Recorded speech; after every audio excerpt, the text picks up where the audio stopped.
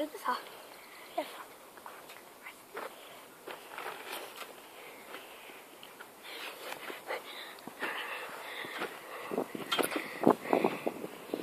Halla, jeg heter Omri, og han som frykter først, han heter Mathieu.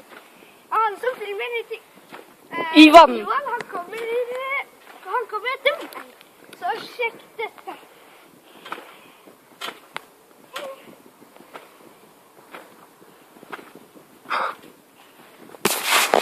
nå er det